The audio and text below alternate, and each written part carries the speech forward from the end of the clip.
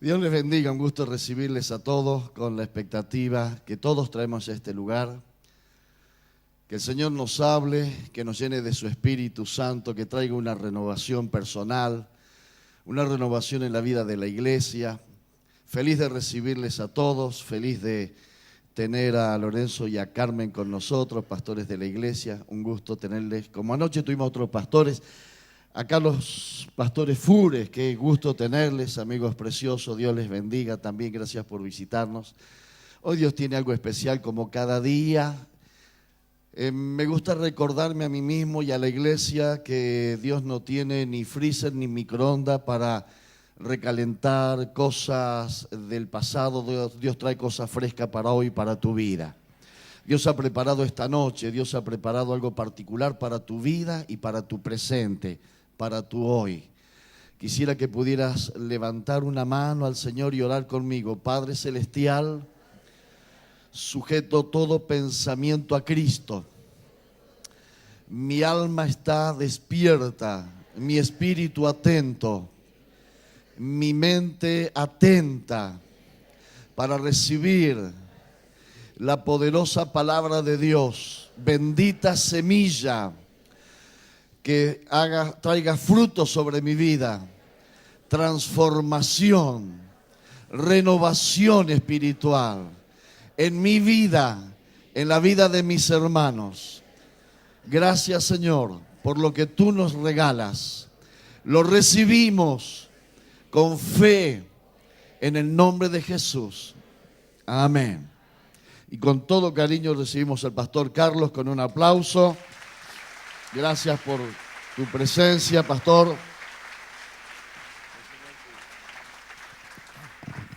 Bueno, Dios te bendiga mucho. Qué buena la presentación de las cosas necesarias para el culto, ¿no? A lo que no había predicador, así que yo ya me estaba por ir, dije, falta el tilde para el predicador, ¿no? Pero qué bueno, qué linda, que además de todos los recursos y las personas que participan de un culto, uno pueda tener esa disposición de mantener el fuego encendido continuamente en el altar. Eso fue lo que hizo que Dios considerara a David alguien según su corazón, porque el tabernáculo de David fue el único en la historia que mantuvo las 24 horas, los 7 días de la semana, el altar permanentemente encendido. Así que si vos querés ser alguien según el corazón de Dios, vos tenés que encender el altar de tu vida, el fuego del altar de tu vida, encenderlo con continuidad, con permanencia, buscando, como nos decía recién el pastor Hugo, permanentemente lo nuevo de Dios. Oseas dice que conocemos a Dios y proseguiremos conociéndole. Dios es el siempre por ser conocido, es el nunca definitivamente conocido. Siempre hay algo de Dios nuevo para nuestras vidas. Y en la medida que le busquemos con hambre y con sed, Él siempre tiene algo fresco, algo renovado, algo nuevo en nuestras vidas. Por eso a mí no me gusta mucho cuando nos dicen que somos pastores renovados, ¿no? Porque yo digo, ojalá, pero la realidad es que uno está en permanente renovación, ¿sí? Y cada día somos renovados en el poder del Espíritu Santo. Bueno, qué lindo. Yo saludo a algunos acá que veo recién y qué bueno verlos a los pastores Penisoto también por allí. Qué lindo todos los siervos y siervas de Dios que están aquí y todo el pueblo del Señor. Como dije esta mañana, para los que no estuvieron, vuelvo a decirlo, para mí es un privilegio compartir la palabra con todos ustedes y poder estar en esta fiesta de Pentecostés con esta iglesia hermosa. Ustedes son una referencia para toda la obra del Señor en Argentina. Así que ustedes son un modelo para todos nosotros y los bendecimos por eso, los honramos, pastores Silvia y Hugo, por lo que están haciendo en este lugar, y también honramos a todo el pueblo que sirve aquí, a todo el liderazgo que sirve en este lugar, y declaro que todo lo vivido por ustedes en estos años no solo es un desafío para el resto de la obra, que como digo los tenemos como una referencia, sino que es un desafío también para ustedes, ¿sí? Porque Dios nos lleva siempre a más. Dios nos lleva a una dimensión mayor continuamente. En cada etapa de nuestra vida hay un desafío nuevo de parte de Dios para que continuamente estemos alcanzando nuevos niveles. Así que les desafío a que esto que está aquí como lema de este Pentecostés, una iglesia ardiendo para el Señor, una iglesia con el fuego del altar encendido continuamente, sea una realidad en la vida de todos ustedes. Antes de ir a la palabra en esta noche, quiero presentarte 2 libritos que traje, ¿sí? El primero se llama En lo profundo, cuando la sanidad interior y la liberación no alcanzan, ¿sí? Y tiene que ver con estas herramientas maravillosas que Dios le ha dado a la iglesia, que son la sanidad interior, la liberación, pero mucha gente ha pasado por sanidad interior y liberación y sin embargo siguen sin resolver cosas en lo profundo de su ser, ¿sí? Y no porque hayan sido mal ministrados, sino porque no han ido, como dice el título del libro, a lo profundo de sus vidas.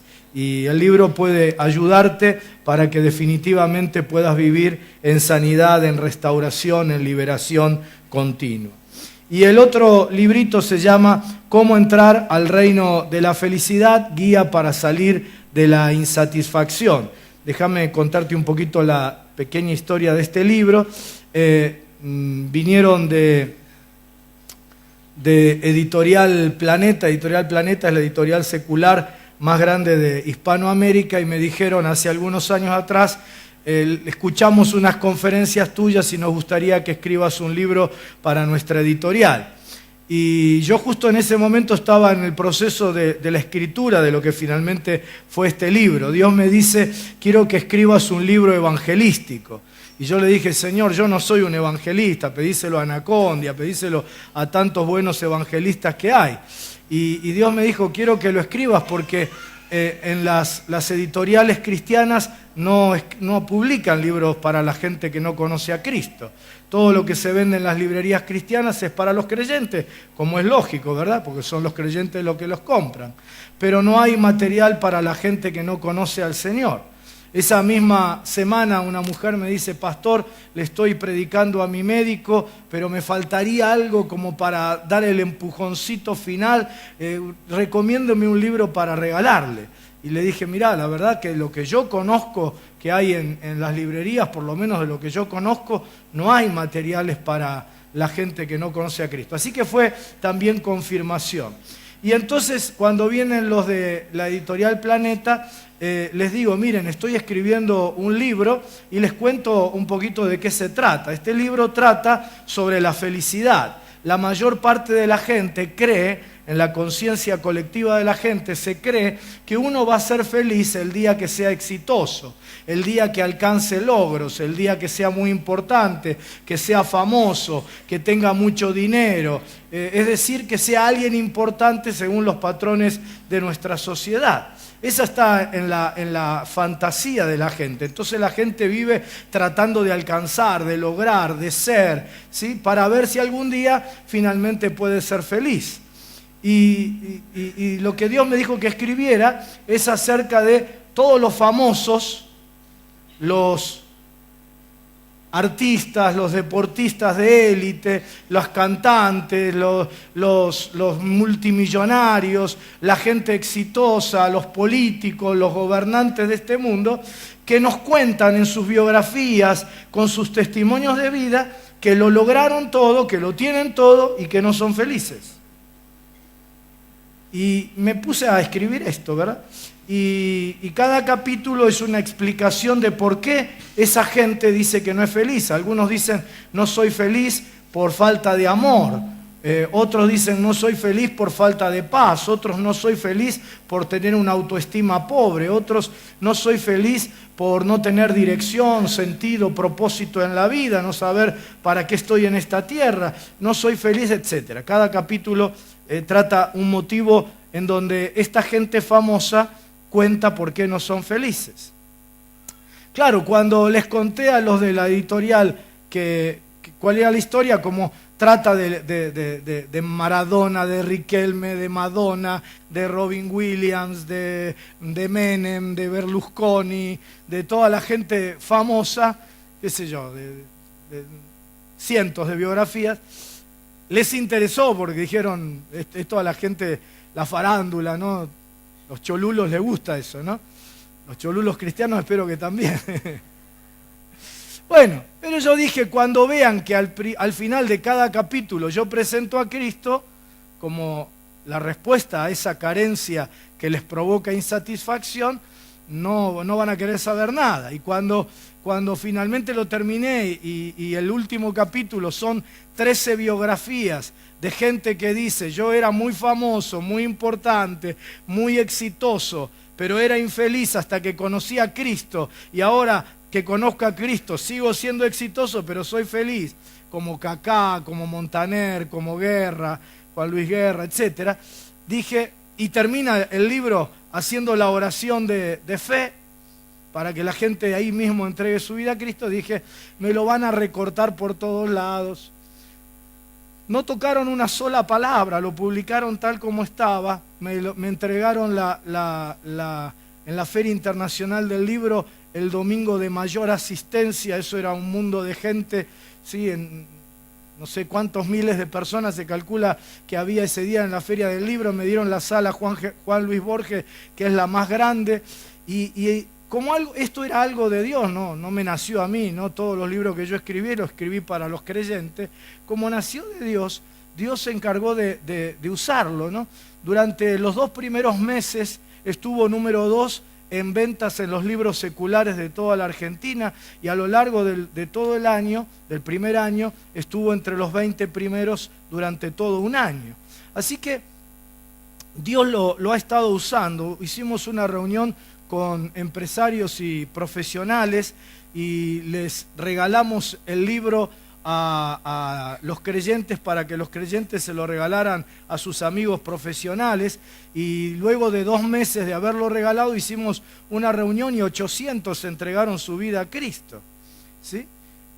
Porque en Cristo es el único que puede hacerte plenamente feliz, el único que puede sanarte de tus problemas de autoestima, de tus problemas de autoimagen, de tu falta de paternidad bendecida, que puede darte paz, que puede inundar tu vida de felicidad verdadera.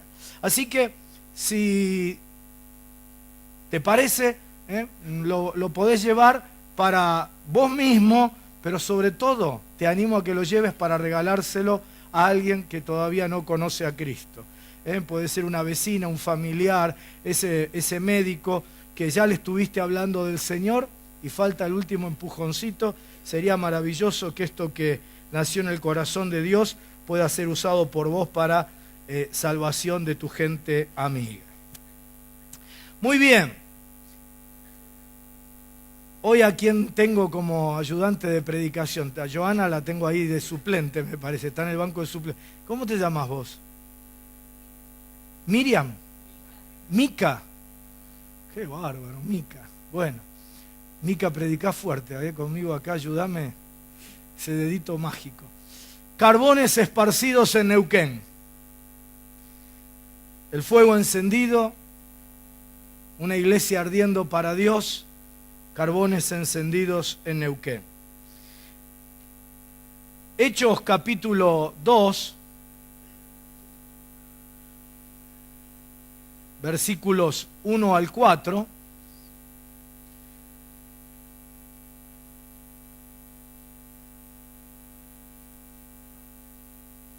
dice así: cuando llegó el día de Pentecostés, estaban todos unánimes juntos, y de repente vino del cielo un estruendo como de un viento recio que soplaba, el cual llenó toda la casa donde estaban sentados, y se les aparecieron lenguas, otra versión dice llamas, repartidas como de fuego, asentándose sobre cada uno de ellos. Y fueron todos llenos del Espíritu Santo y comenzaron a hablar en otras lenguas, según el Espíritu les daba que hablase. Dice aquí el texto que sobre todo los creyentes que estaban allí se asentaron como llamas de fuego. De pronto aquella iglesia naciente comenzó a arder por el poder del Espíritu Santo. Todos fueron llenos del Espíritu Santo. No fue una experiencia que vivieron algunos, no fueron los 12 apóstoles solamente, sino que fue el descenso de esta experiencia espiritual de un fuego encendido en la vida de la gente. Fue una experiencia para todos los que estaban allí, para todos los creyentes. Todos se encendieron, todos ardieron, todos fueron llenos del Espíritu Santo. La pregunta es, ¿para qué? ¿Para qué ocurrió esto? Lo que ocurrió allí fue lo prometido por el Señor en Hechos 1:8, cuando el Señor les dijo: pero recibiréis poder cuando haya venido sobre vosotros el Espíritu Santo. ¿Para qué? Me seréis testigos en Jerusalén, en toda Judea, en Samaria y hasta lo último de la tierra. El Espíritu Santo descendió sobre vos, sobre vos, sobre vos, sobre vos. Te llenó de su poder. Puso una llama de fuego en vos, te encendió como un carbón encendido, no para que te sientas simplemente un poquito mejor, no para que tengas un cosquilleo espiritual, emocional, un calorcito en el pecho, tengas alguna experiencia especial, sino que hizo esto para que vos puedas ser testigo, para tu ciudad, para tu provincia, para tu nación, para el mundo. Una iglesia ardiendo para Dios no es una iglesia que pone los ojos en blanco místicamente, olvidándose de la realidad y del mundo, disfrutando de experiencias espirituales muy hermosas, muy lindas, pero absolutamente egocéntricas, sino que es una iglesia que, lejos de cerrar los ojos, abre los ojos para ver la necesidad de la gente en el día de hoy. Para eso Dios te dio su Espíritu, y para eso en esta noche y en estos días de Pentecostés Dios quiere volverte a encender. ¿Cuántos dicen yo lo quiero? Eclesiastés capítulo 9 presenta una descripción de la realidad de nuestras ciudades hoy en día. Dice: vi una ciudad y viene en contra de ella un gran rey, y la asedia y levanta contra ella grandes baluartes. La otra versión dice que levanta alrededor de ella una gran maquinaria de asalto. Y se halla en ella un hombre pobre, sabio, el cual libra a la ciudad con su sabiduría, y nadie se acordaba de aquel hombre pobre. Esa es la realidad de muchas de nuestras ciudades en América Latina, de nuestras ciudades en Argentina.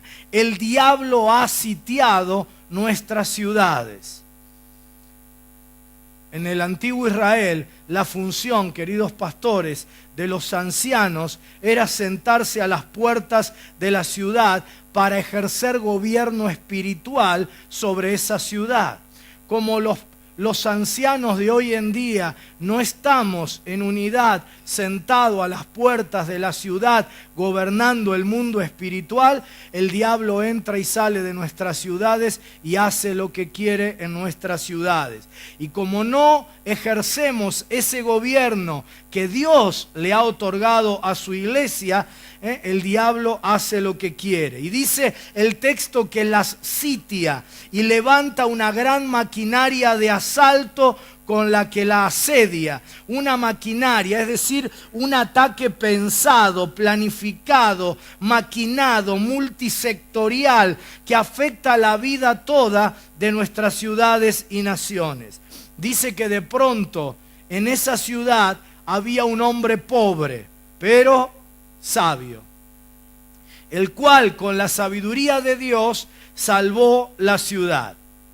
¿Cómo liberar nuestras ciudades del sitio del enemigo que está destruyendo familias, que está llenando de droga nuestras ciudades, la vida de nuestros ya no jóvenes, ya empezando con los niños y adolescentes, la vida de tanta gente destruyendo, trayendo corrupción, pobreza, miseria, y tantas desgracias más que viven nuestras ciudades. Ezequiel capítulo 10, versículo 2 dice: y habló al varón vestido de lino y le dijo: entra en medio de las ruedas debajo de los querubines y llena tus manos de carbones encendidos de entre los querubines y espárcelos sobre la ciudad. La estrategia que Dios tiene para nuestras ciudades, queridos pastores que vienen de todo el país, de aquí también, es que nosotros llenemos las manos de carbones encendidos y los esparzamos sobre toda nuestra ciudad. Porque a nuestras ciudades solo la puede salvar el hombre sabio, que es el pueblo de Dios, que es el pueblo del Señor. Y quiero decirte, querido hermano, querida hermana, que vos sos ese carbón que encenderá un fuego, el fuego purificador de Dios, el fuego poderoso de su Espíritu en esta tu ciudad. Vos sos el carbón que, unido al resto de los carbones, conforman el pueblo de Dios, el que con la sabiduría de Dios liberará tu ciudad de la muerte, de la violencia, del narcotráfico, de la pobreza, de la corrupción, de la inmoralidad y de tantos males más. Por eso, pastores, tomemos carbones encendidos, tomemos a nuestra gente y esparzámosla sobre la ciudad. Y vos, querido hermano, querida hermana, quiero que asumas tu rol para este tiempo. Como decíamos esta mañana, asumas la asignación que hay sobre tu vida. Y quiero que veas que esos carbones tienen 3 características. La primera, son carbones encendidos. Este es el tiempo de cristianos encendidos por el Espíritu Santo. Son carbones, dice el texto, sacado de entre los querubines, es decir, de entre la presencia misma de Dios. Son carbones llenos del fuego del Espíritu Santo y, como nos decía el pastor Fabián anoche, llenos de la pasión de Dios. Hay demasiados creyentes tibios, sin fuego, sin pasión.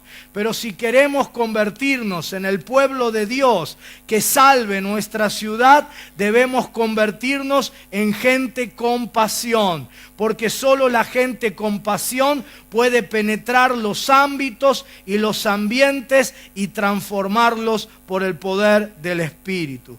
Mirá cómo dice Cantar de los Cantares, en la versión de la Nueva Versión Internacional, dice: sin darme cuenta, mi pasión me puso entre las carrozas reales de mi pueblo. La Biblia afirma que sin darnos cuenta, el tener o no tener pasión nos coloca entre las carrozas reales de nuestra sociedad. Es decir, en los lugares de preeminencia, en los lugares de honor, en los lugares de abundancia, en los lugares de logros en la vida.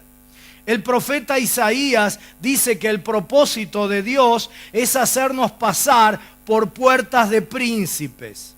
No se refiere únicamente a aquellos que tienen un llamado al mundo de la política o del gobierno, únicamente no se refiere a ellos, sino que esto es para todos. Es decir, el propósito de Dios es que no andemos como sirvientes, como mendigos por la vida, sino que asumamos nuestro rol de príncipes, de hijos e hijas del Rey. Y para eso Él ya nos coronó, pero de nuestra pasión, dice Cantar de los Cantares, será cierto que vivamos entre las carrozas reales o que seamos como los príncipes que describía el rey Salomón, que dijo que en lugar de vivir como príncipes, vivían como esclavos sobre la tierra. ¿De qué depende? No de lo que Dios ya ha hecho, que fue hacerte ya un hijo de Él, un príncipe, una princesa, sino que depende de nuestra pasión. Y como Dios quiere ponerte entre las carrozas reales, quiero contarte la historia de 3 reyes en esta noche. La primera historia es la del rey Joram. Fue hijo del rey Josafat, un rey a quien Dios bendijo de una manera extraordinaria y a quien Dios ayudó, porque Josafat fue un rey obediente a Dios. Así que su hijo Joram fue formado en un hogar donde él aprendió a obedecer a Dios y tuvo como modelo de monarca, de rey, a su padre, a quien él vio no solo hacer lo que Dios quería, sino que vio que por causa de su obediencia, el reino de su padre fue grandemente bendecido, prosperado en todo. Su padre, dice la Biblia, le dejó muchos regalos, le dejó literalmente, dice el texto, oro, plata, piedras preciosas y ciudades fortificadas en todo Judá. Pero cuando a los 32 años Joram asumió el trono, hizo todo lo contrario a su padre y fue desobediente a Dios. A pesar de lo que vio en su padre, no tuvo pasión por Dios ni pasión por las cosas de Dios. Tuvo de todo en la vida, menos pasión por Dios y pasión por sus cosas.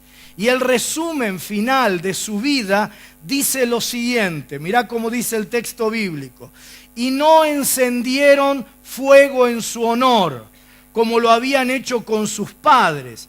Cuando comenzó a reinar era de 32 años y reinó en Jerusalén 8 años y murió sin que lo desearan más. Y lo sepultaron en la ciudad de David, pero no en los sepulcros de los reyes. Como vivió sin pasión por Dios, empezó a probar todo lo que veía en el reino del norte, en Israel, donde reinaba Acab, un rey malvado y desechado por Dios. ¿Sabes una cosa? Cuando uno vive sin ser un carbón encendido, cuando uno vive sin pasión por Dios y sus cosas, cree que va a encontrar esa pasión que le falta en aquello que están viviendo los que viven de espaldas a Dios. Y entonces intentan probar aquí y allá. Y el resultado fue que Joram vivió una vida sin fuego, sin pasión. Y esto condujo a 3 cosas que Joram experimentó. Primero, vivir y morir sin fuego. Dice el texto, y no encendieron fuego en su honor.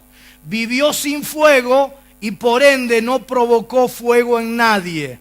Como no fue un carbón encendido, nadie encendió fuego por él. Una vida tibia, apagada, chata, sin brillo, mediocre, sin fuego, sin pasión. La segunda consecuencia de una vida sin pasión por Dios y sus cosas, dice el texto, murió sin que lo desearan más. A pesar de que reinó por muy poco tiempo, apenas 8 años, nadie lo deseó. Nadie dijo, uy, qué pena que se murió.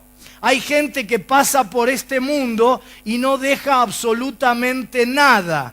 Nadie lo desea, más allá de cierto afecto familiar, nadie siente la partida como una gran pérdida.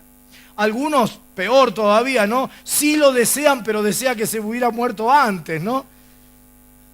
Pasar por la vida como nada. La tercera consecuencia de una vida sin pasión fue, dice, y lo sepultaron en la ciudad de David, pero no en los sepulcros de los reyes. Es decir, los sepultaron sin pena ni gloria. El final de Joram no se decidió cuando el médico dijo se murió. Su final fue exactamente igual a su vida. Una vida sin fuego, sin pasión por Dios, una vida sin dejar marcas, sin dejar huella, sin que nadie lo desee, una vida sin pena ni gloria. ¿Será eso vivir? Eladia Blasquez repetía en el estribillo de su famosa canción, porque no es lo mismo que vivir, honrar la vida.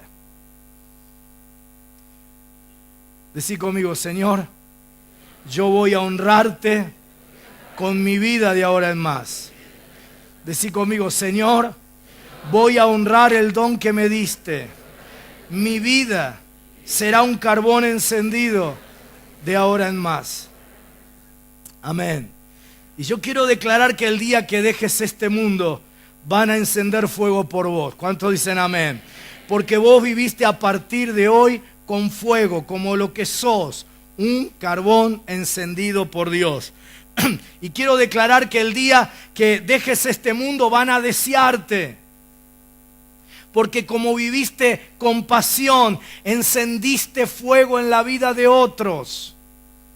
Y declaro que el día que el Señor te lleve a su presencia, tu pasión por Él hará que tu vida haya sido una vida con gloria eterna. No que pasa sin pena ni gloria, no que pasa sin dejar huella y marca en este mundo, sino con gloria eterna.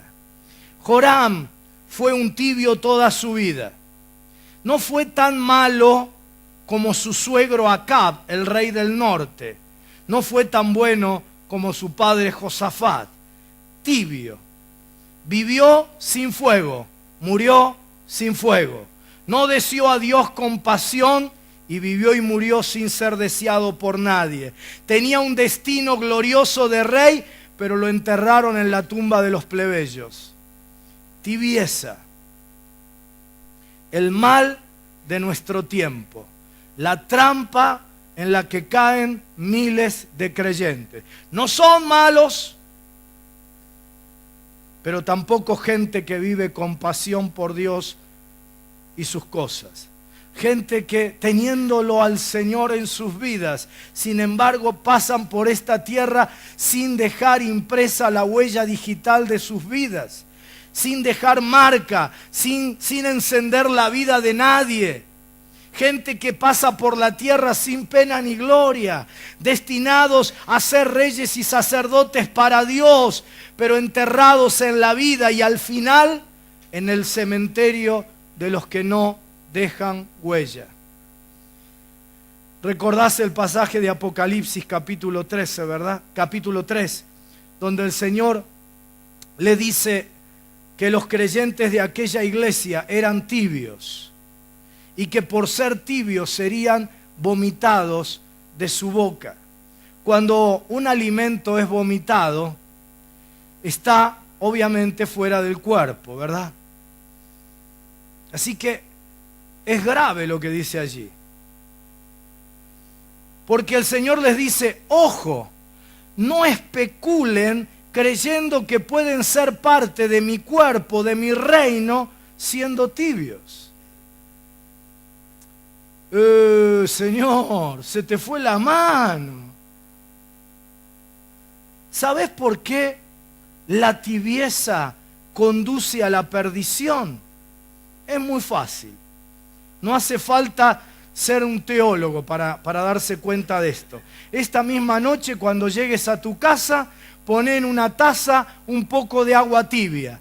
Y después poné el partido a ver la repetición del gol de Messi, tomate una sopita calentita, lo que sea, y al rato andá y meté el dedo adentro del agua que estaba tibia en la taza. ¿Sabés lo que habrá de suceder? El agua no estará tibia, sino fría. Porque la tibieza nunca permanece en estado de tibieza, sino que se convierte en frialdad.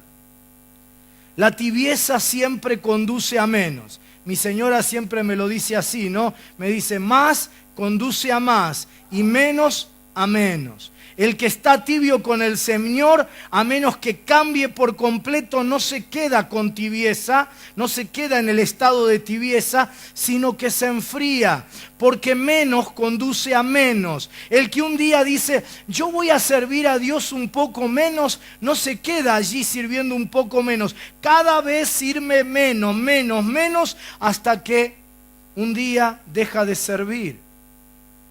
Y lo contrario, el que se apasiona por Dios, cada día lo busca más y cada día, como nos decía Fabián anoche, cada día está más apasionado por ese Dios apasionado y apasionante.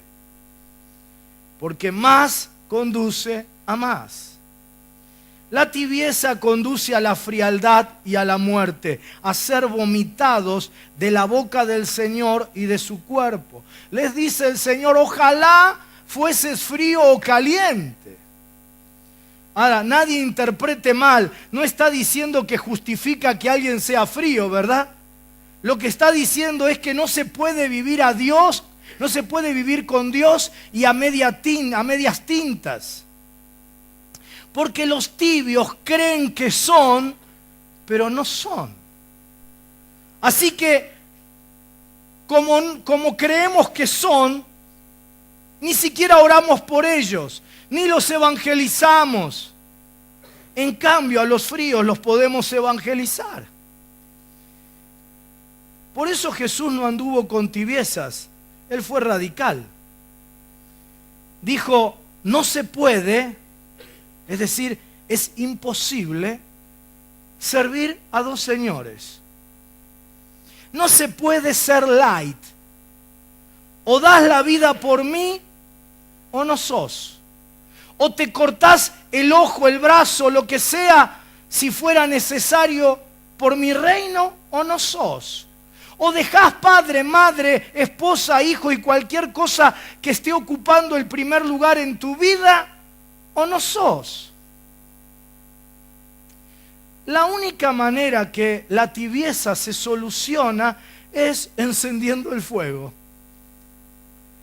La única manera es que nos encendamos en pasión por Dios y por sus cosas, por servirle a Él, a su reino, por medio del fuego del Espíritu Santo. Que nos convirtamos en carbones encendidos en su presencia por el Espíritu de Dios.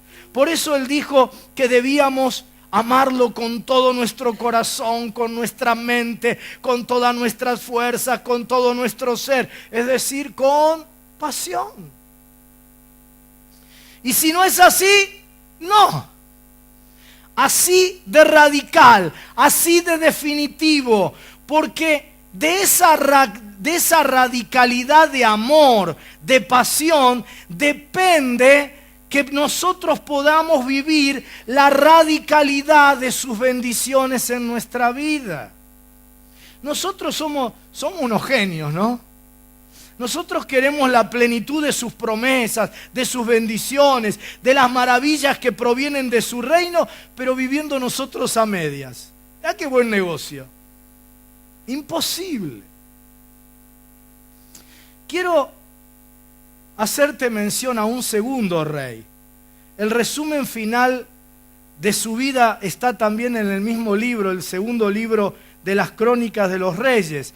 Este segundo rey se llamó Ezequías, pero el resumen es completamente diferente.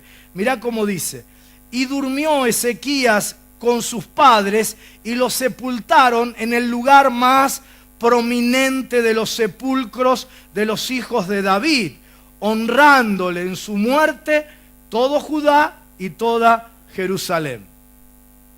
A Joram no le encendieron fuego en su honor, pero a Ezequías lo honraron todo Judá y todo Jerusalén. A Joram no lo desearon y lo enterraron en un cementerio cualquiera sin los honores reservados a los reyes, pero a Ezequías lo enterraron en el lugar más prominente del cementerio de los reyes. Joram, un hombre que vivió sin pasión y murió sin fuego. Pero mirá lo que dice de Ezequías el capítulo anterior.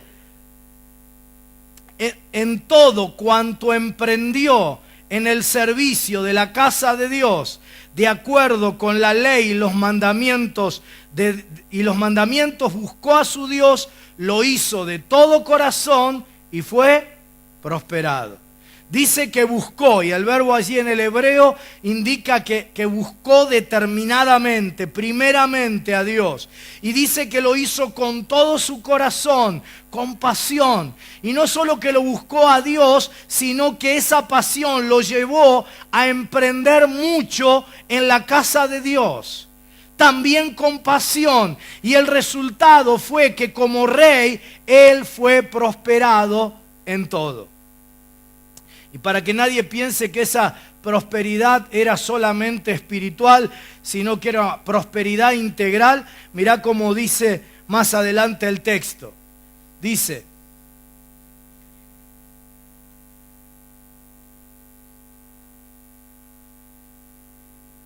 esto es para que se te grabe, estamos en efectos especiales ahora.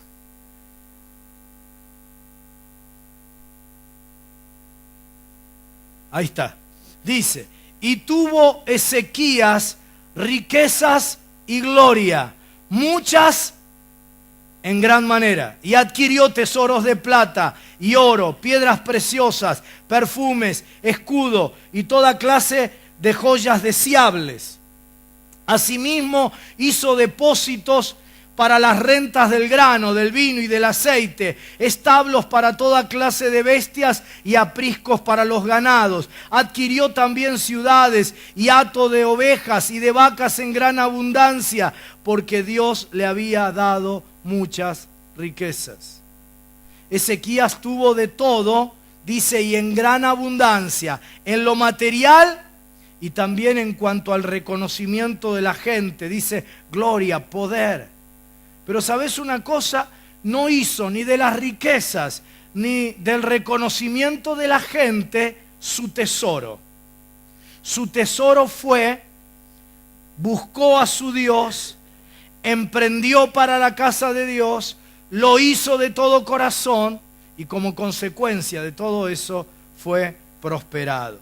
Te cuento la historia de estos dos reyes porque la Biblia dice que vos sos un rey y un sacerdote para Dios y que por vivir con pasión Dios te sentará entre las carrozas reales. Vos no sos cualquiera, vos fuiste escogido, elegida para ser un carbón encendido por su reino, un carbón encendido por Dios, alguien que pasa por esta tierra y deja huella y se convierte en ese hombre pobre que nadie consideraba, que nadie estimaba como importante, pero porque se convirtió en un carbón encendido, dice Eclesiastés, salvó la ciudad del asedio del enemigo. Salvaste tu ambiente, tu ámbito de la acechanza del enemigo. La segunda característica, la primera es que vos sos un carbón encendido por el Espíritu. La segunda característica es que tu vida es un carbón esparcido. La segunda marca es que estos carbones encendidos están esparcidos por toda la ciudad, dice Ezequiel. Es decir, en todos los ambientes, en todos los ámbitos, en todos los barrios, en todas las casas, en todas las familias, para llegar a todas las personas. Dale a la que viene. La realidad de la ciudad es que los espacios que la iglesia deja libres son los espacios que el diablo toma. Así que cada espacio que ves hoy conquistado, controlado, dominado por el diablo, es un espacio que de alguna manera la iglesia dejó vacío. Por eso hoy Dios quiere esparcirlos a ustedes en medio de la ciudad, para que ustedes sean luz, para que ustedes sean sal. Y ustedes ya tienen en medio de la congregación personas que pueden ser de influencia y de transformación en algunos ambientes importantes de esta ciudad. Pero quiero decir que no es solo para ellos, es para todos, porque no hay ámbito que no sea un lugar para que los hijos de Dios enciendan el fuego de Dios en ese ambiente. Porque todo ámbito debe ser redimido, rescatado por el poder del Evangelio, por medio de una iglesia que con amor, con humildad, sirve, que evangeliza, que transforma, que lidera con integridad, que vive como Dios quiere. Cada vez que nosotros decimos la política no, porque la política es sucia, el diablo dice, amén, dénmela a mí. Y después nos rasgamos las vestiduras porque el país está como está en el ámbito de lo político. Cada vez que decimos no, el arte no, porque el arte es pecaminoso, sucio, el diablo dice, amén, dénmelo a mí. Basta de dejarle los ambientes, basta de dejarle los espacios en blanco a Satanás. A la Argentina, a tu ciudad, a mi ciudad, no la van a salvar ni los gobernantes ni los políticos. Solamente la salva, dice la Escritura, el hombre sabio, el pueblo de Dios que como carbones encendidos están esparcidos por toda la ciudad y que llevan el fuego que ellos han conocido, que ellos han vivido. Es el fuego de entre medio de los querubines, es el fuego de la presencia de Dios. Esa presencia que vos conociste, la tenés que llevar a tu ámbito, a tu familia. Si vos sos ama de casa, vos sos tremendamente importante en la economía de Dios para este tiempo, porque ama de casa significa que sos la señora, la ama de tu hogar. Es decir, vos tenés que ejercer autoridad espiritual sobre tu casa, autoridad espiritual sobre tu edificio, sobre tu vecindario. Empezá a gobernar en el Espíritu, a decretar. Dice Daniel capítulo 4 que la resolución es por decreto y por los dichos de los santos es la resolución. En nuestra boca hay poder para vida y para muerte. La palabra que sale de nuestra boca no vuelve vacía. Tenemos poder creador en la palabra. La palabra no describe la realidad, la estructura, la crea. Por eso Dios creó todo con su palabra. Aún los ateos, los lingüistas estructuralistas ateos dicen, la palabra crea la realidad, estructura la realidad. Cuánto más nosotros, goberná en el Espíritu. Vos que estás en la universidad, en el colegio, vos que estás en la fábrica, en el campo, en el comercio, en la empresa, con tu familia, con tus vecinos. Allí Dios te puso, como decíamos esta mañana. No esperes que Dios te cambie el escenario de tu vida para ser un carbón encendido de influencia en medio de ese ambiente. Porque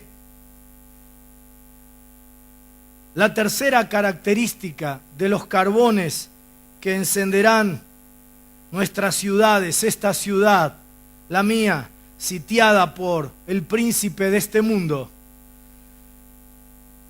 es que son carbones rescatados del incendio. Tu vida es un carbón rescatado del incendio. Así le dijo Dios a Satanás acerca de Josué, el sumo sacerdote. Le dijo, ¿no es este un tizón arrebatado del incendio? Zacarías capítulo 3, versículo 2, para los que están tomando nota. Queridos, queridas, no se puede ir contra el príncipe de este mundo que mantiene en ruina nuestras ciudades y nuestra nación si nosotros no hemos experimentado la acción restauradora y restituidora de Dios.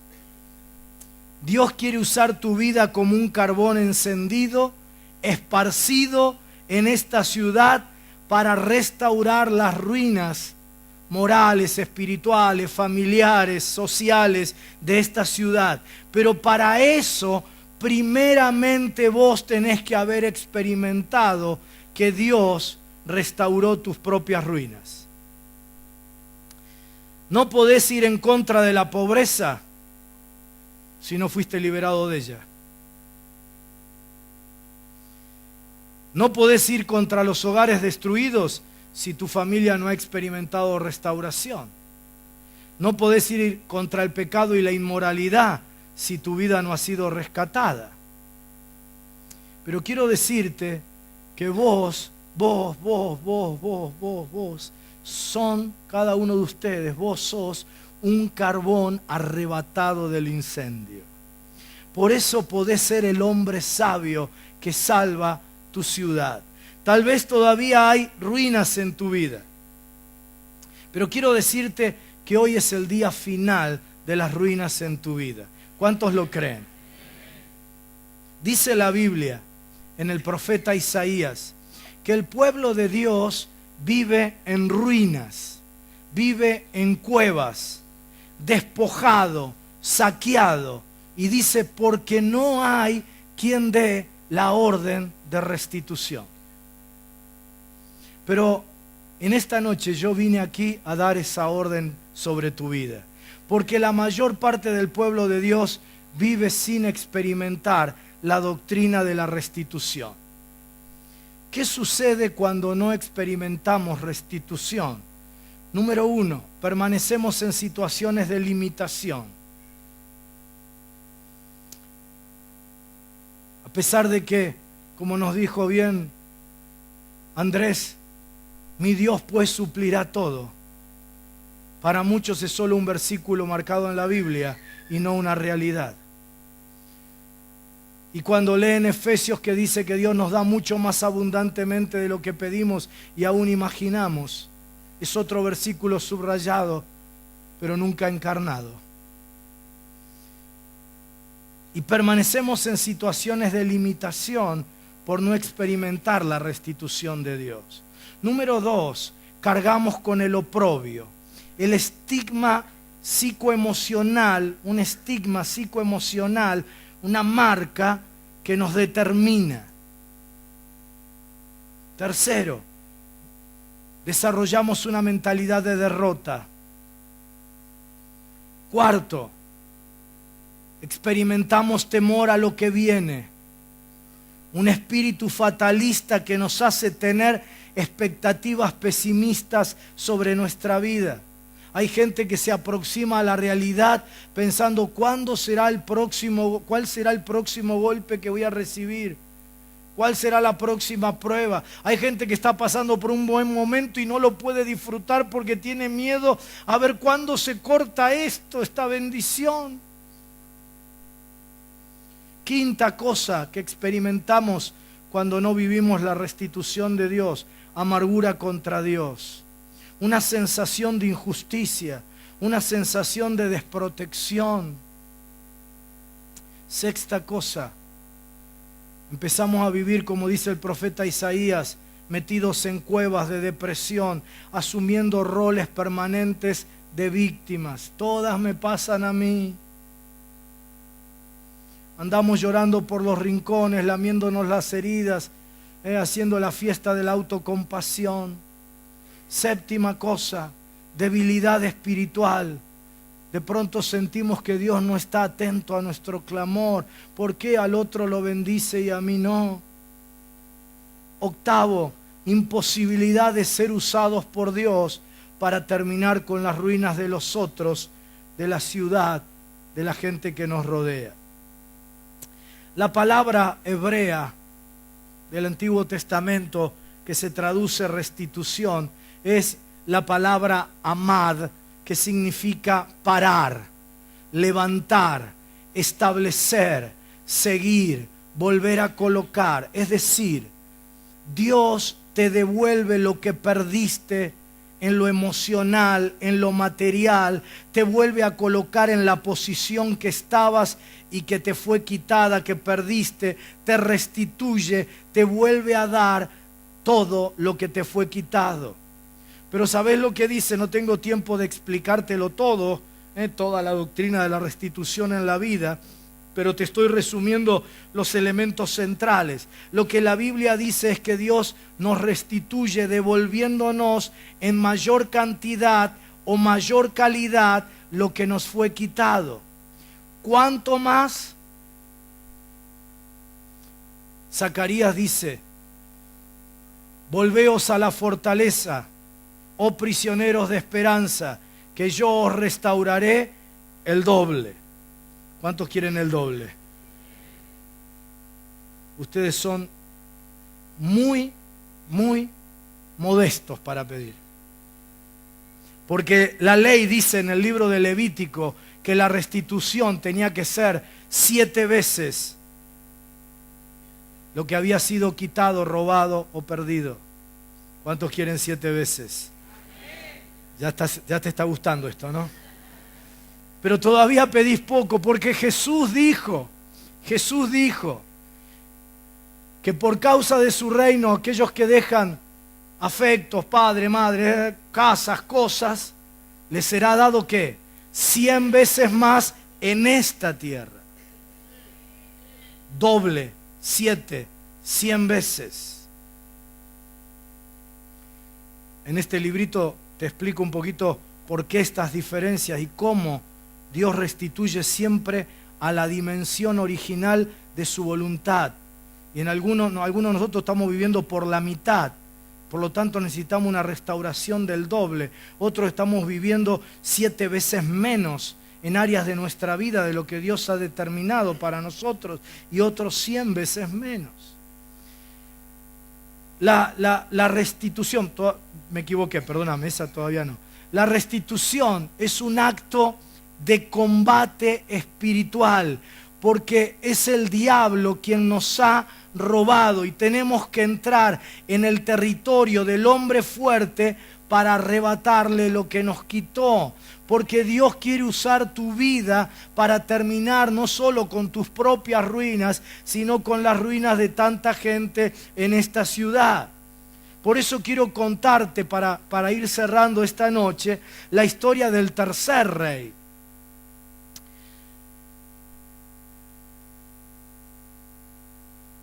Porque no te olvides que Dios quiere hacerte entrar por puertas de príncipes y que te pone entre las carrozas reales de su pueblo. No te olvides que ese es tu lugar. Quiero contarte la historia de uno de los peores días en la vida de David. Porque hoy quiero hablarte al final de esta palabra de qué hacer con tus peores días. Resulta que David y sus hombres volvieron a Siclag después de 3 días de haber estado fuera de la ciudad de Siclag. Y cuando llegan a Siclag se encuentran con algo terrible. Resulta que los amalecitas habían invadido esa zona, habían asolado la ciudad de Siclag y le prendieron fuego. Pero eso no fue todo, sino que dice que se llevaron cautivas a las mujeres de todo el pueblo, entre ellas a las esposas de David, y se llevaron cautivos, secuestrados a los hijos de todos los varones del pueblo. Desde los mayores a los menores, dice el texto bíblico, se los llevaron cautivos. Y dice, entonces David y la gente que con él estaba alzaron su voz y lloraron hasta que les faltaron las fuerzas para llorar. Imagínate ese marco, esa situación, esa escena. Ese sí que fue un día malo para David.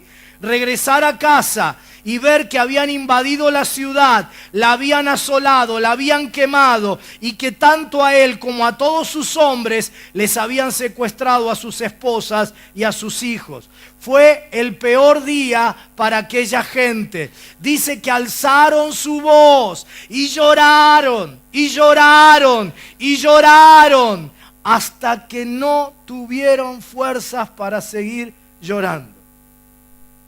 Pero no solo eso, sino que sucedió algo peor. Mira lo que dice, y David se angustió mucho, porque el pueblo hablaba de apedrearlo, pues todo el pueblo estaba en amargura del alma, cada uno por sus hijos y por sus hijas. Como si con una ciudad quemada, destruida, como si con las esposas cautivas y los hijos secuestrados le faltaran motivos de preocupación, dice que sobre llovido mojado, David se angustió mucho con todo su ser. ¿Por qué? Porque su pueblo lo hacía a él responsable, culpable de lo ocurrido, y ya estaban hablando de lapidarlo, de apedrearlo. Claro, explica el texto. Todos estaban con amargura del alma a causa de la pérdida de los hijos y de las hijas. Y cuando uno está en ese trauma emocional, no puede razonar y dice que entonces lo querían apedrear. De verdad, aquel fue uno de los peores días en la vida de David, los peores días en la vida de su gente. Pero ¿sabes? Ese versículo comienza diciendo que David se angustió mucho. Pero ¿sabes cómo termina? Mirá cómo termina, dice: mas David se fortaleció en Jehová su Dios. En uno de los peores días de la vida de David, él se angustió mucho, pero inmediatamente se fortaleció en Dios. La palabra que se utiliza allí para que se traduce fortaleció es la palabra hebrea chazak. Y es absolutamente lo contrario a otra palabra hebrea, que es la palabra yatzar, que significa angustiar. Porque angustiar significa presionar, angostar. Pero chazak significa fortalecer, y también la acepción es ensanchar. Así que mientras la situación lo angostó, lo angustió a David, él se ensanchó, se hizo fuerte apoyándose en Dios. ¿Qué vas a hacer vos con tus peores días? ¿Solo te vas a angustiar? ¿Solo vas a contabilizar las pérdidas? ¿O te vas a fortalecer en tu Dios?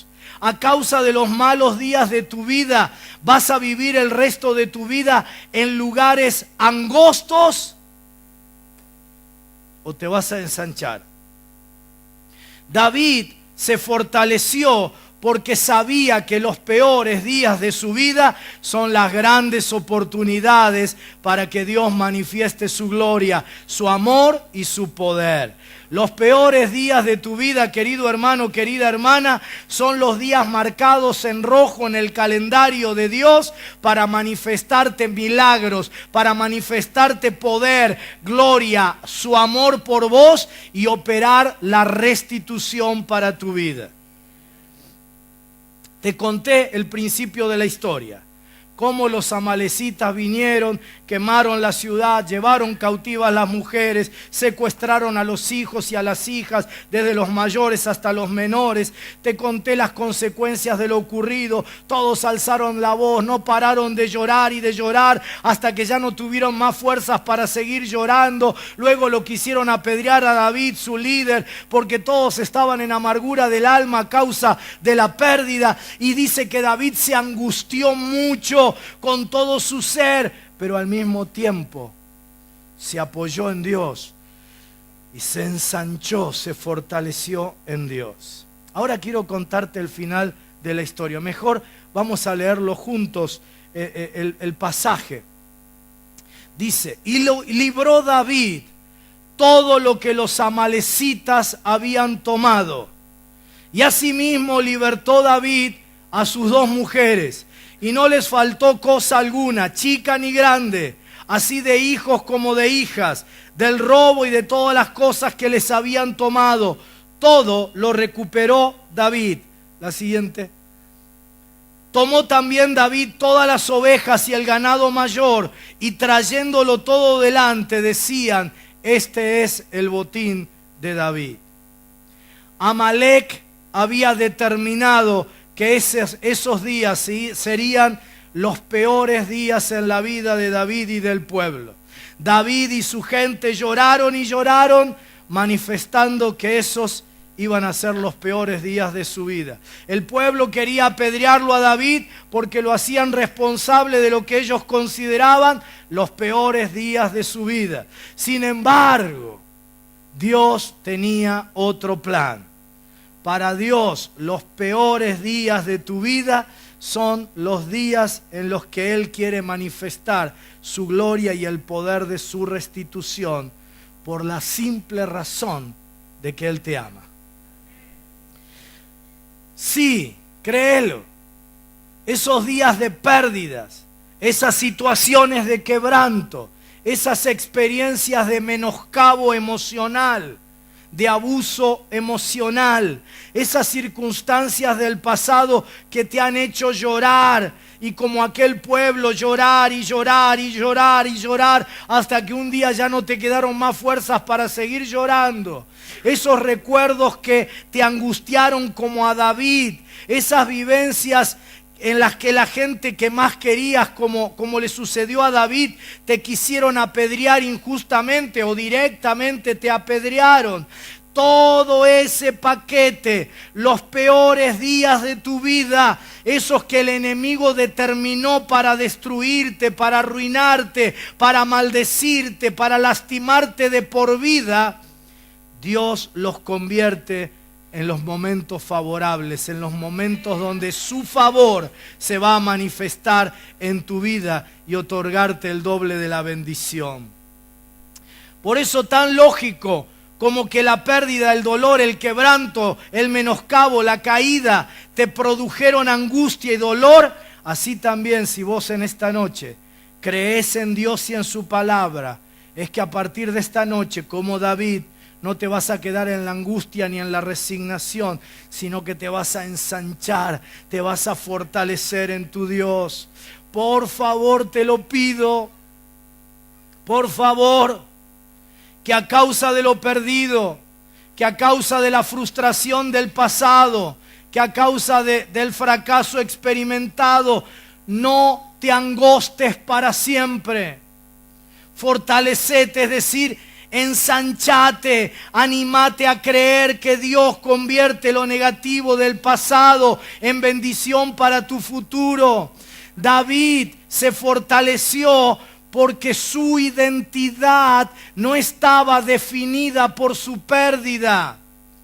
Los peores días de tu vida no definen tu identidad, sino que tu reacción ante esas situaciones traumáticas, hacia esas experiencias dolorosas, hacia esas pérdidas, tu reacción ante esas circunstancias adversas, tu reacción ante los fracasos en tu vida, ante esos golpes, tu reacción es lo que define tu identidad.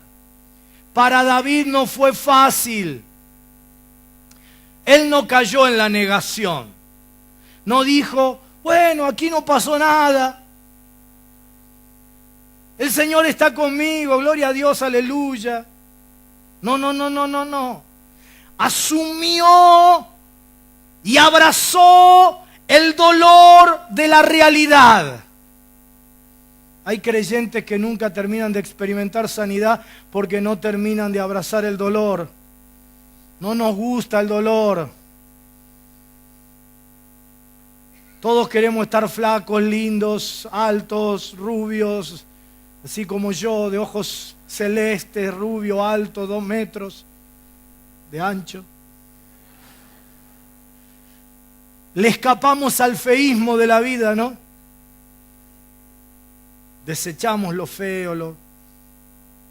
Pero no hay sanidad mientras vos sigas negando. No dijo, aquí no pasó nada. Asumió la realidad. Cuando vio la ciudad quemada, cuando vio que su familia había sido secuestrada, que se habían llevado a las mujeres, a los chicos, a los de él y a los de todo el pueblo, dice que lloró.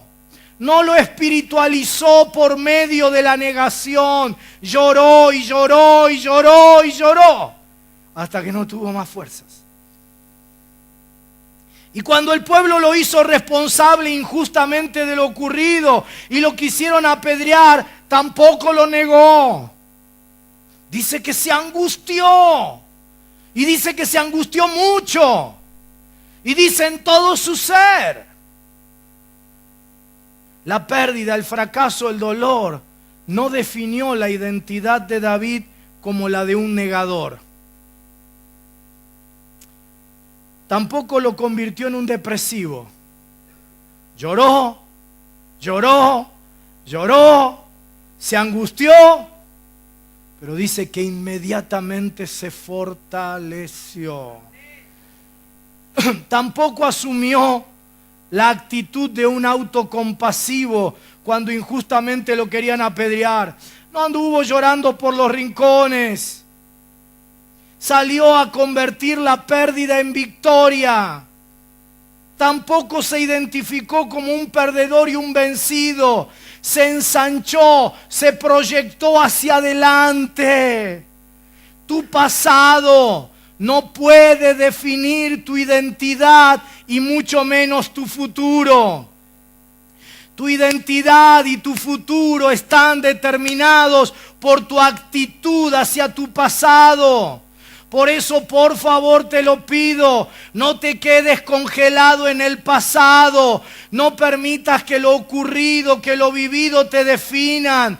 No te conviertas en un negador. No te conviertas en un depresivo autocompasivo. No te conviertas en alguien que anda llorando por los rincones.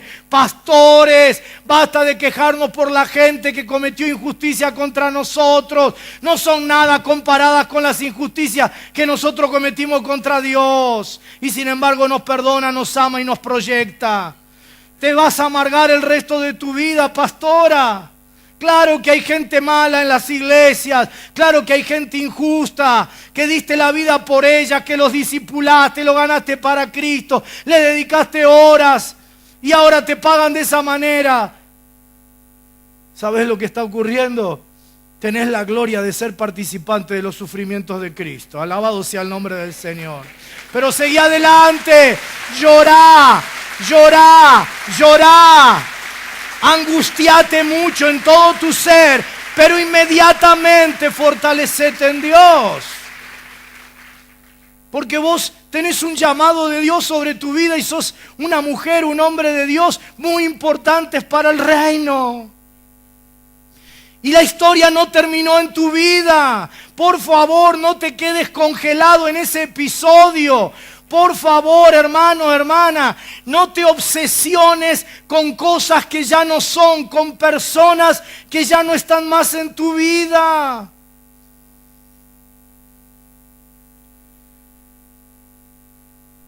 Hay un documental del canal de cable de la National Geographic que muestra cómo hacen las águilas para atrapar peces en el lago. Vuelan muy alto sobre el lago. Como ustedes saben, la visión de un águila es tan aguda que localizan con facilidad al pez que quieren atrapar. Cuando desde la altura divisan a ese pez, doblan las alas bien hacia atrás y se lanzan en picada directamente hacia el pez a gran velocidad. Cuando llegan al agua, entonces se extienden las alas, abren las garras y la clavan en el pez y vuelven con el pez a la playa para obviamente comerse la presa. Pero en ese documental mostraron algo que ocurre muy pocas veces, pero vieron como estos documentales que tienen ahí gente filmando continuamente, lo encontraron justo, ¿no? Un águila se sumergió para atrapar al pez, pero el pez era muy grande y al comenzar a querer levantar el vuelo, le clavó las garras y al querer levantar el vuelo, el águila hacía un esfuerzo muy grande. El pez era pesado y ella no lograba soportar el peso del pez. Dándose cuenta que no podía con su presa, trató de soltar el pez, pero sus garras habían penetrado tan hondo en las carnes del pez que no podía ya sacarlas. Luchó, pero no tuvo éxito. Comenzó a caer en el lago y comenzó a hundirse porque no podía librarse de la caza que había atrapado. Muchos de nosotros nos aferramos de cosas que pueden terminar destruyendo nuestra propia vida. Nos obsesionamos con amores viejos. Nos obsesionamos con el dolor, con la pérdida, con lo que me hicieron. Y experimentamos, ¿viste? La palabra resentimiento. ¿Sabes qué significa? Otra vez. sentimientos. Ocurrió hace 50 años, 30 años, 10 años, pero vos lo estás resintiendo como aquella primera vez. Y te estás hundiendo en el lago.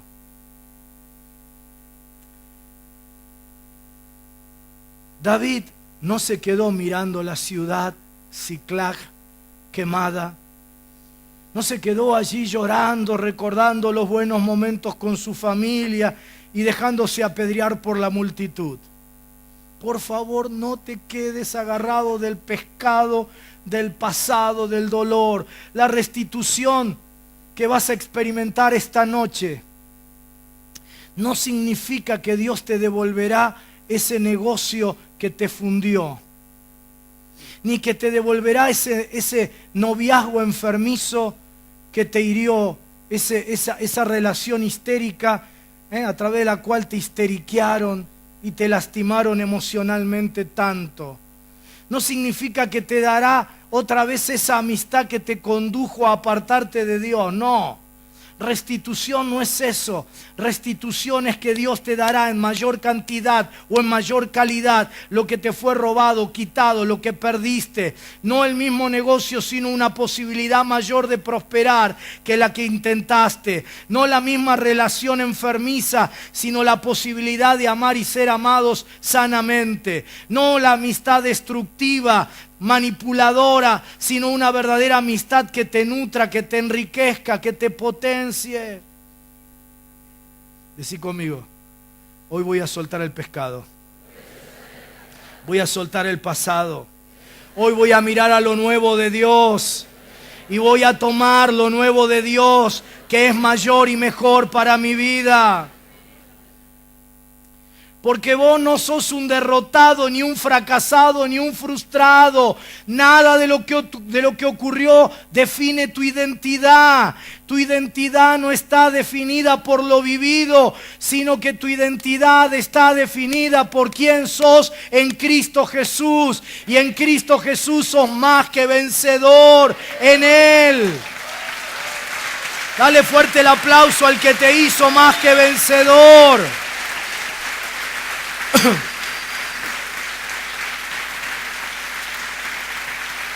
Y tu futuro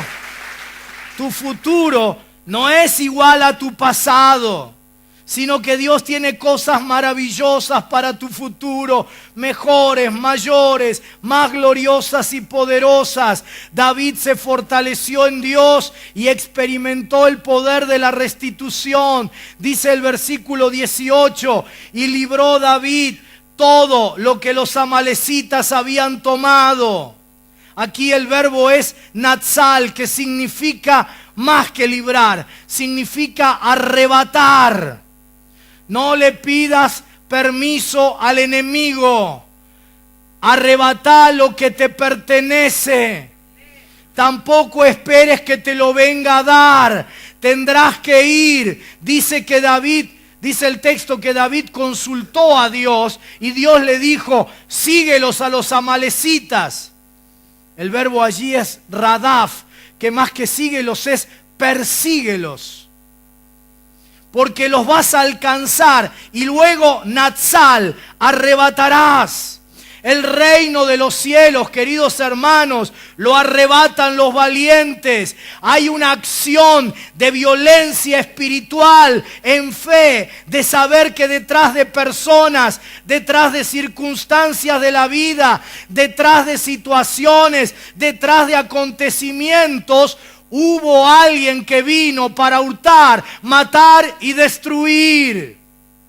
Pero Dios te ha dado autoridad para pisar sobre serpientes y escorpiones, para atar aquí en la tierra, para desatar. Es el momento de dejar de lado una fe tímida, una fe dubitativa y arrebatar, pegar el zarpazo, porque Dios te entrega lo que el diablo te ha quitado. Dice, y libró David, arrebató David todo lo que los amalecitas habían tomado, y asimismo libertó David a sus 2 mujeres. Versículo 19. Mirá, y no les faltó cosa alguna, chica ni grande, así de hijos como de hijas. Gracias a Dios no dice nada de las suegras, no. Reconquistó a las dos mujeres, a los hijos, pero gloria a Dios los amalecitas se quedaron con las suegras.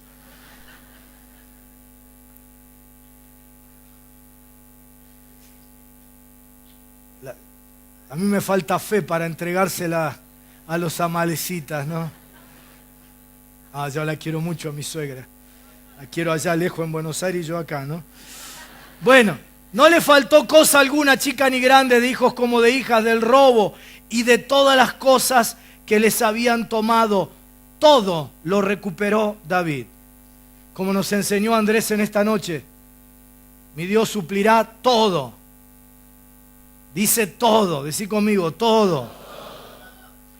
Recuperar todo.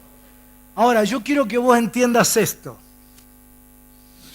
¿Cómo aprendí yo esto? Yo lo aprendí a los golpes, nadie me lo enseñó. Yo venía del supermercado, dejé el auto en la puerta de mi casa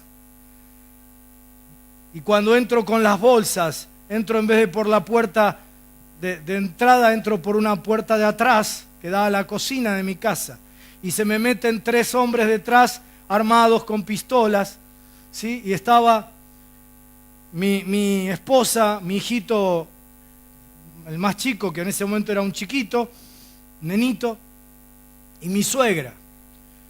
Quise dar a mi suegra y tampoco la tomaron.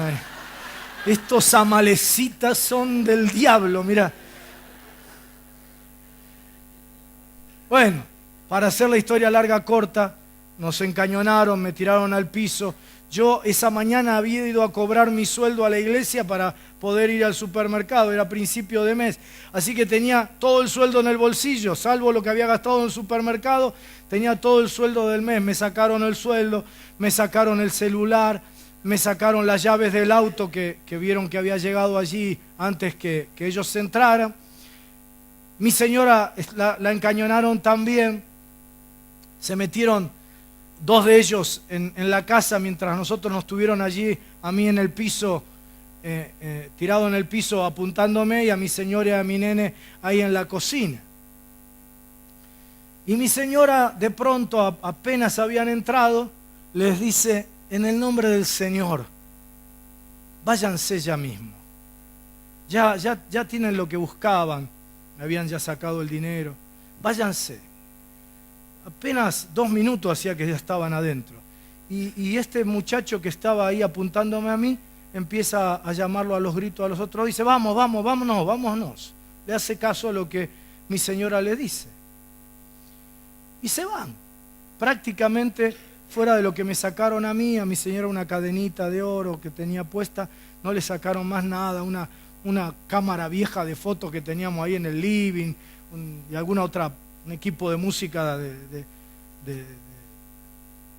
cuando yo era joven, qué sé yo, no servía para nada. Me bendijeron, no sabía qué hacer con eso y me lo llevaron.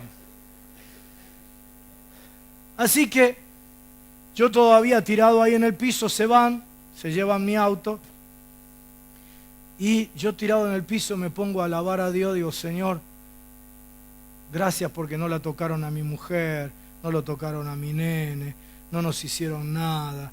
Finalmente las cosas que nos llevaron son cosas. Y Dios me dice: da la orden de restitución.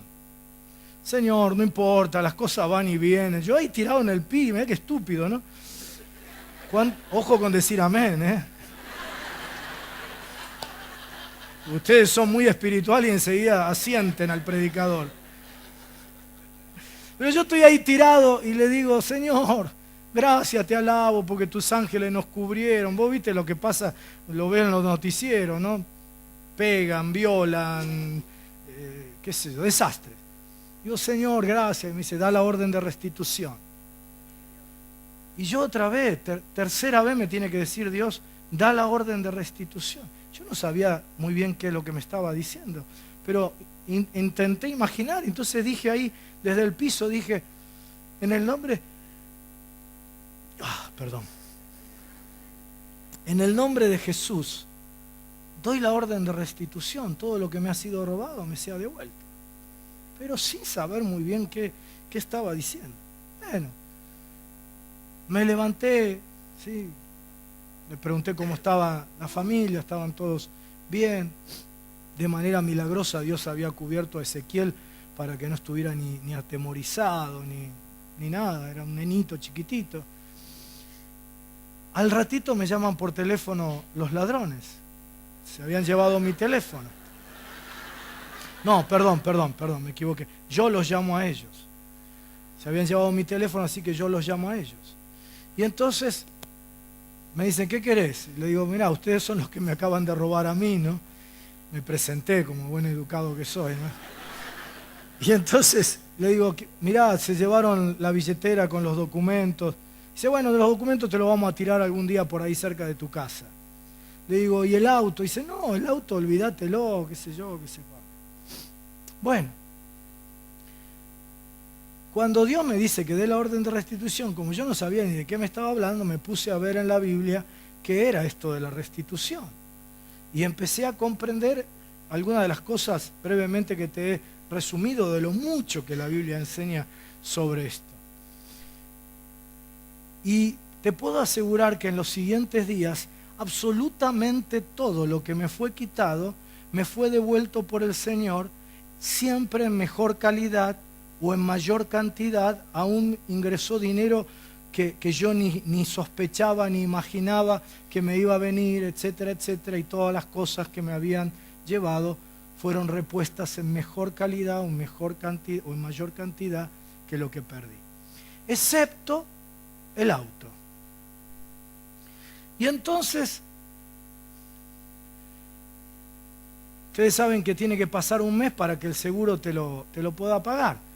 Llevaba 20 y pico de días, no me acuerdo exactamente, faltarían menos de una semana para que se cumpliera el tiempo. Me llama la policía de San Antonio de Padua y me dice, ¿usted es el dueño del vehículo tal? Le digo, sí. Dice, bueno, tiene que pasar por acá por la comisaría porque está acá en la comisaría. Lo llamo al agente de seguro, que era un miembro de nuestra iglesia, y le digo, mirá, me llamaron. Dice, dice, qué lástima, faltaban tan pocos días para que el seguro te pagara todo el auto nuevo, de vuelta.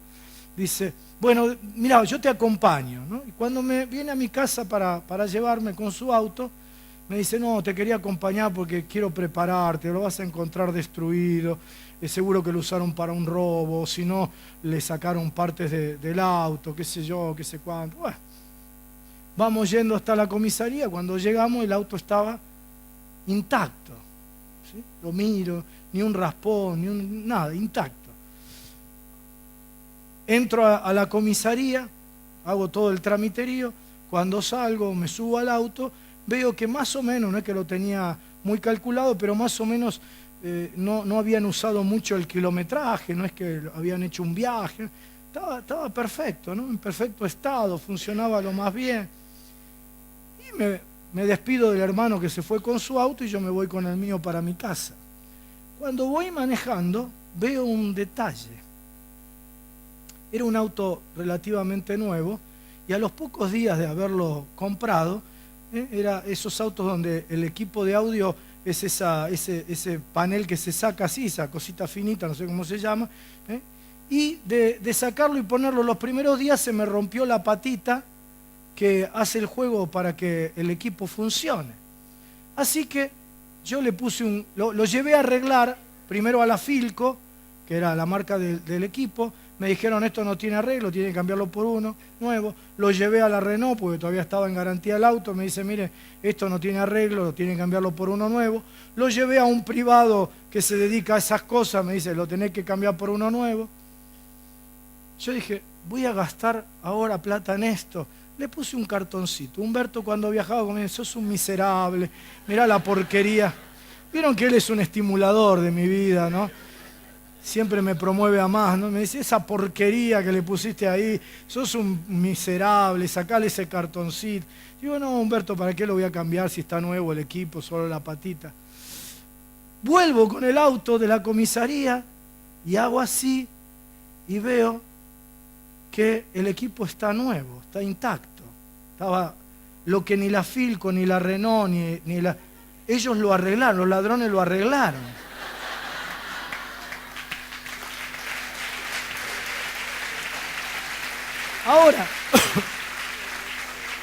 Ahora, a vos te puede parecer una estupidez este detalle, pero ahí fue que el Espíritu Santo, cuando vi eso, digo, ¿cómo lo arreglaron si no lo pudieron arreglar nadie?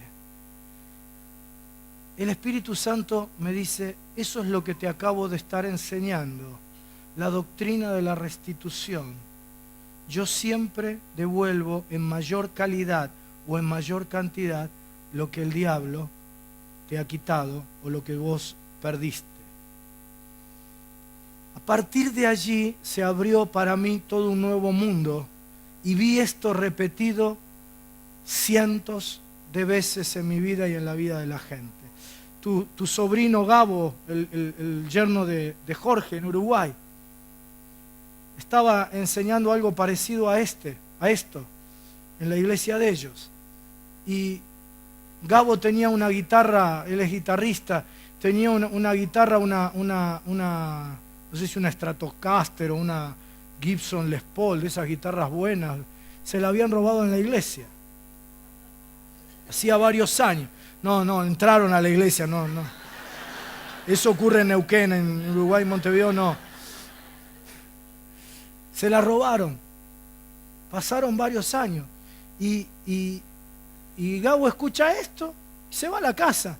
Y ni siquiera él fue motivado por el mensaje, nada, pero el Espíritu lo lleva, llega a la casa, se sienta en la computadora y pone el modelo de su guitarra en la computadora. Y le aparece una serie de guitarras iguales, tipo Mercado Libre, pero en Uruguay, ¿no? Entre ellos ve una que la reconoce que es la de él, no me acuerdo por qué, por algún detalle que tenía, una calcamonía, no sé lo que le había puesto, reconoce que es la de él. Bueno, para hacer la historia larga, corta, ¿sí? Va con la policía y le entregan, le devuelven la guitarra después de varios años.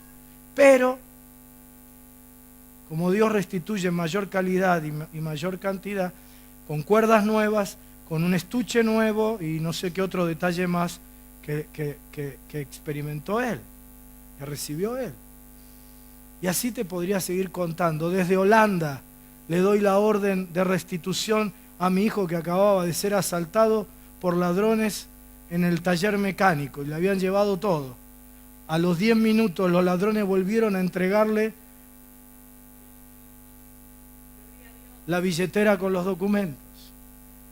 Ahora, no siempre la vía por la cual Dios te restituye es la misma que el que te la quitó, ¿verdad? Pero siempre, siempre Dios utiliza a algo o a alguien para que vos experimentes la doctrina de la restitución. Recuperar todo, quiero que entiendas esto. Recuperar todo no es cuestión de ambición o de inconformismo, disconformidad con lo que uno tiene, sino desde el momento en que vos le entregaste tu vida a Jesús, nada de lo que tenés es tuyo.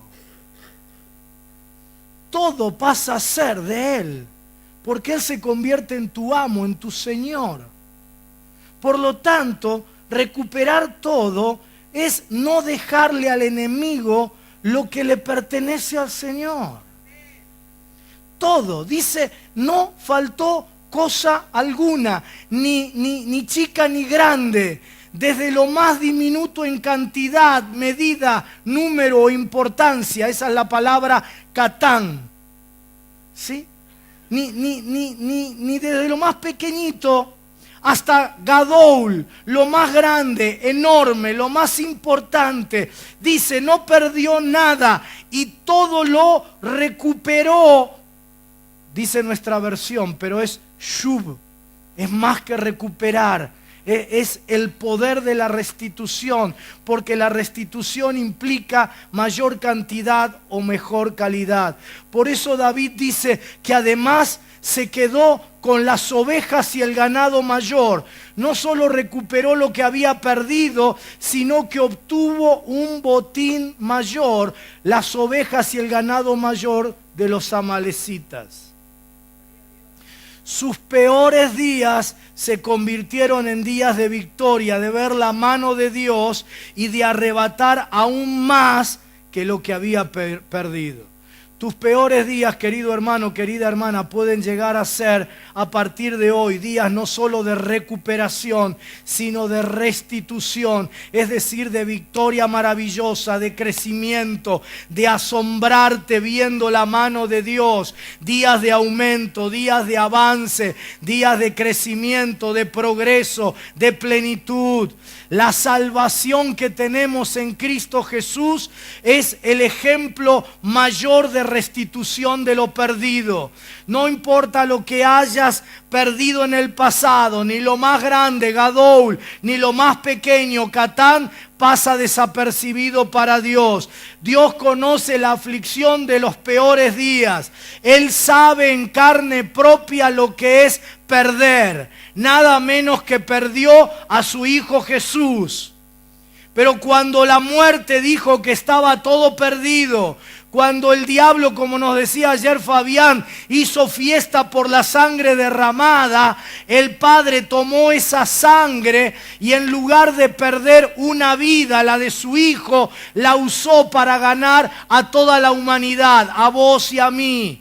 Y aquella situación terminal de muerte la convirtió en inicial, en resurrección, en exaltación y en dominio de su Hijo.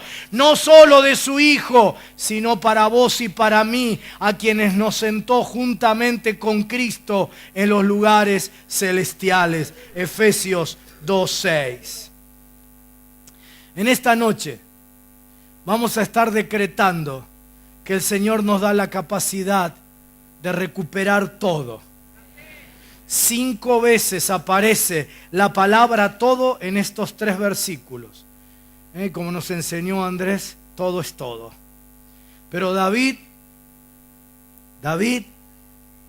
para él, ¿sabes qué significó? Para él significó restitución familiar, esposas e hijos, restitución material, todas las cosas, las pequeñas y las grandes. Restitución emocional, de ser humillado por el enemigo a derrotarlo. Restitución de autoridad. Los mismos que estaban hablando de apedrearlo, ahora dice que, ¿viste cómo termina el relato? Dice que le entregaron todo el botín a David. Es decir, lo honraron a David con todo el botín. Decreto en esta noche, en el nombre de Jesús de Nazaret, restitución para tu vida en todo, en todo, en todo, pero solamente en aquello que vos creas. Dios dice, te restituyo todo. Dios dice, quiero que no pierdas ninguna cosa.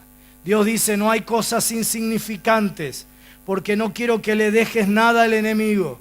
Dios dice, no hay cosas demasiado grandes como para que yo no pueda restituirte. Dios dice, síguelos, persíguelos, alcánzalos, arrebata. Te he dado autoridad en el nombre de mi Hijo Jesús. Porque tú eres un carbón arrebatado del tizón. Un carbón arrebatado del incendio. Un tizón arrebatado del incendio. A quien yo quiero encender con mi fuego, esparcirlo sobre la ciudad y con la restitución experimentada poder impartir restitución, restauración integral de vidas, de familias, transformación de ambientes, cambios en medio de la ciudad. Porque yo elegí a mi iglesia, que es menoscabada por la gente. No nos consultan para ver qué hacer en nuestra sociedad todavía. Las grandes decisiones ni siquiera nos piden oración. Somos el hombre pobre que no escucha. Pero no por nosotros, porque el Espíritu Santo Como dice 1 Juan, la unción que está en ustedes les enseñará todas las cosas. La sabiduría que viene de Dios hará que tu vida sea un carbón encendido, transformador de la realidad de tu familia, de allí del ámbito estudiantil, del ámbito laboral, de tu vecindario, de tu ámbito de influencia, del escenario donde Dios te puso.